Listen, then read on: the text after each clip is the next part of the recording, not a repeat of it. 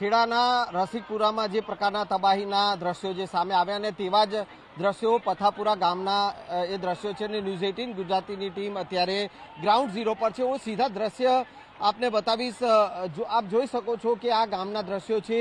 ગામના લોકો જે છે તે આ જે પૂરના જે દ્રશ્યો જે છે અને પૂરમાં ગામના લોકો જે પૂરના પાણીમાંથી પસાર થવા મજબૂર બની રહ્યા છે। ગામમાં જ્યારે અવર જવર કરવું હોય યા તો ટ્રેક્ટરનો સહારો લેવો પડે છે યા પછી આ ઘૂંટણસમા અને કેડસમા જે પાણી જે છે એ પાણીમાંથી પસાર થવાની ફરજ જે છે તે આ ગામના મહિલાઓ જે ગામના પુરુષો છે તેઓએ પડી રહી છે।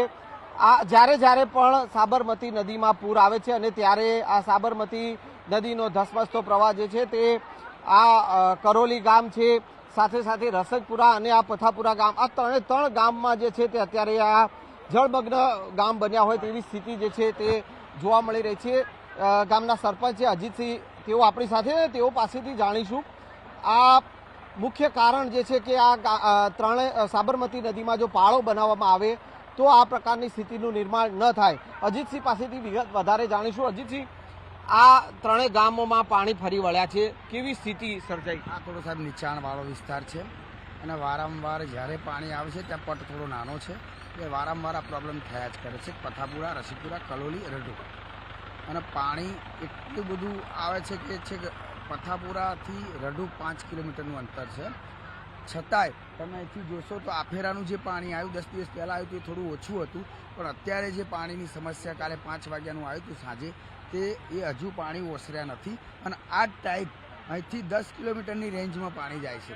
એટલે સરકારને આપણે કેવી નિવેદન કરીએ છીએ કે તમે થોડું પાણી છોડતા રહો તો આ પરિસ્થિતિ ના થાય। આજે તમે ઘર વિહોણામાં તમે જુઓ કે લોકોનો ખાવાની પરિસ્થિતિ, આજે તમે કેડ હમાણા, ઢેચણ હમાણા, આખા ગામમાં પથાપુરા, રસિકપુરા બંનેની અંદર આજે આ પોઝિશન છે। એટલે સરકારને આપણે એ નિવેદન કરીએ છીએ કે થોડું ઓછું પાણી ધીરે ધીરે છોડો તો શું છે કે આજે પબ્લિક હેરાન થાય છે એ ના થાય। પાળો બનાવવાની રજૂઆત પણ અગાઉ કરી ચૂક્યા છે 20 વર્ષ। આપણે 2021ની અંદર દરેક ગામોએ, મારી જાણ મુજબ છે કે દરેક ગામોએ આ રજૂઆત વારંવાર સરકારને કરેલી છે અને કે જો અમને આ એક દિવાલ, પ્રોટેક્શન દિવાલ બનાવ્યા તો થોડું ઘણો અમારે એનો ઘણો ફાયદો થાય અને આ પાણી જે આ પોઝિશન છે આ પોઝિશન ના થાય। અમારી પ્રોટેક્શન દિવાલ બનાવવામાં આવે તેવી માંગ જે છે તે કરવામાં આવી છે, પરંતુ એ માંગ ક્યાંક ને ક્યાંક જે છે તે તંત્ર દ્વારા સ્વીકારવામાં આવતી નથી અને તેના કારણે આ પ્રકારે પૂરની સ્થિતિનો સામનો જે છે તે ગ્રામજનો કરી રહ્યા છે। ખેડા જિલ્લાના પથાપુરા ગામમાં ન્યૂઝ 18 ગુજરાતીની ટીમ ગ્રાઉન્ડ ઝીરો પર છે અને જે પ્રકારે સાબરમતી નદીનો ધસમસતો પ્રવાહ અને પૂર જે છે તે પથાપુરા ગામમાં ફરી વળ્યા છે અને એ પથાપુરા ગામના અનેક એવા ઘરો જે છે તે ઘરના લોકો છે, ગામ લોકો છે, તેઓની ઘરની ઘરવખરી પણ પલળી ગઈ છે।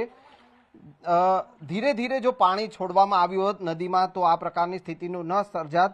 હાલ આપ જે દ્રશ્ય જોઈ શકો છો, શૈલેષભાઈ ચુનારાનું આ મકાન છે ને તેઓનો અનાજ જે છે તે પલળી ગયું છે, ઘરની ઘરવખરી જે છે તે તમામ જે છે તે પલળી ગઈ છે।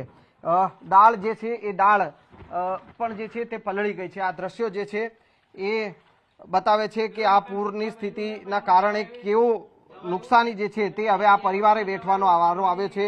અંદરના દ્રશ્યો છે, એક ઘરની ઘરવખરી જે છે તે પલળી ગઈ છે। આ માત્ર શૈલેષભાઈના ઘરની વાત નથી, તમામ જે ગામ લોકો છે ગામના તમામ ઘરોમાં આ જ પ્રકારે પાણી ભરાયા છે અને તેઓના ઘરોમાં આ જ પ્રકારની સ્થિતિનું નિર્માણ થયું છે। શૈલેષભાઈ આપણી સાથે। શૈલેષભાઈ, આ પૂરની સ્થિતિ સર્જાઈ ગામમાં, જ્યારે પણ પાણી આવે છે આવી રીતની સ્થિતિ સર્જાય છે?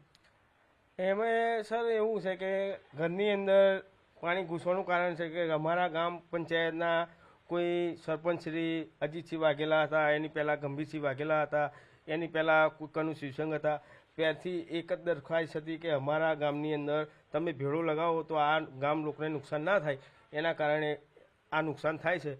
પણ હવે ફરીની કોઈ સુવિધા એવી કોઈ નહીં કે અમારા ગામમાં કોઈ પાણી ઘૂસી જાય છે, એના કારણે કે આ ઘરની અંદર એટલું નુકસાન થાય છે। 40 થી 45 મણ મારા ઘઉં છે એ બધું નુકસાન થયું છે અને મારા ઘરના જે વિસ્તાર હતા ઉતામ વિસ્તારની અંદર આ રીતે ખેડા જિલ્લામાં ધારો કે પેલું આશ્રમ છે એની અંદર અમારા ઘર લોકોના બધાને ખસેડવામાં આવ્યા છે અને અહીંયા બાકીના અમે કોઈ 2 છોકરા બાકી છીએ, બાકીનું અનાજ કોઈ ખાવા લાયક રહ્યું નથી। શું અનાજ, શું તમારું નુકસાન થયું છે, શું પલળી ગયું? 40 મણ ઘઉં છે મારા, પછી આ દાળ છે કોઈ ટોટલી ઘર વાકરી કોઈ કામની નહીં અંદરની અંદર કોઈ ઘરની અંદર રોકાવાય એવું છે નહીં. ઊંચાણના વિસ્તારમાં અત્યારે સરપંચશ્રી સહાય માટે ફરે છે, તલાટી ફરે છે, કોઈ ધારાસભ્ય કોઈ અત્યારે વહેલી તકે આવ્યા હતા, પાણી આવ્યું તે વખત તે કે નીચાણના વિસ્તારના નીકળી જાઓ, પણ કોઈનો માલ ઢોર છે આ છે કોઈ છોડીને કોઈ ગયું નહીં.